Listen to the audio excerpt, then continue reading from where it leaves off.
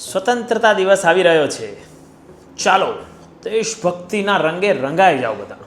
આઝાદીના ગીતો વગાડો, ભારત માતાની જય જયકાર પોકારો, ભારતના ભવ્ય સાંસ્કૃતિક વારસાને ગણાવો, આઝાદીના રંગે રંગાઈ જાઓ. વાહ, આ જ કરીએ છીએ ને આપણે 15મી ઓગસ્ટ ને 26મી જાન્યુઆરીએ. ખોટું કંઈ નથી, આમાં કરવું જ જોઈએ. પણ સવાલ એ છે કે શું આટલું જ કરવું કાફી છે? આપણી જે દેશભક્તિ છે એ 15મી ઓગસ્ટ ને 26મી જાન્યુઆરી પૂરતી જ બતાવવી જોઈએ? પછી 2 દિવસ રહીને જેવા હતા એવા જ કોઈ ફેર જ ના પડે? કંઈ ફરક જ નથી પડતો. જેમ કે હમણાં જે કલકત્તામાં શરમજનક બળાત્કારની ઘટના બની, એનાથી ક્યાં કોઈને ફરક જ પડ્યો? થોડું વિચારો કે જે દીકરીને વાલથી ઉછેરી, એને ભણાવી ગણાવી આવી સારી જગ્યાએ નોકરી કરાવી, અને કોઈ નર પિચાસાઈ એના પર બળાત્કાર ગુજારે છે અને એને રહેસી નાખે છે. વિચાર તો કરો એ બાપની પરિસ્થિતિ. 9 ઓગસ્ટે સેમિનાર હોલમાંથી એની અર્ધનગ્ન અવસ્થામાંથી બોડી મળી અને આખા શરીર પર ઈજાઓ. એની આંખ, એની નાક, એના લિપ્સ, એની ઇવન ગરદન મરોડી નાખી છે, એના હાથ તૂટેલો છે, એની આંગળી તોડી નાખી છે, ઇવન પ્રાઇવેટ પાર્ટ્સમાંથી પણ બ્લીડિંગ થઈ રહ્યું છે. ટોટલ રીતે રહેસી નાખી છે એને, અને હજુ આપણે તપાસ કરી રહ્યા છીએ.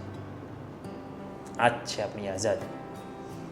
77-78 વર્ષ પછી પણ હજુ આપણી બેન દીકરી સુરક્ષિત નથી. અને આ સત્ય, નગ્ન સત્ય તમારે સ્વીકારવું જ પડશે. તમારા અને મારા દરેકના ઘરમાં બેન દીકરી તો છે જ. હજુ પણ સમય છે. આવી તુચ્છ માનસિકતાવાળા લોકોથી દેશને આઝાદ કરાવો, નહીંતર ફરીથી એ જ ગુલામીમાં સપડાઈ જશું. પહેલાં તો પોતે જાગૃત થવું પડશે અને આપણી દીકરીને એટલી હિંમત આપવી પડશે કે એની સામે જે આંખ ઉઠાઈને જોવે ને, એની આંખોએ કાઢી નાખે. એ હિંમત આપણે જ આપવી પડશે.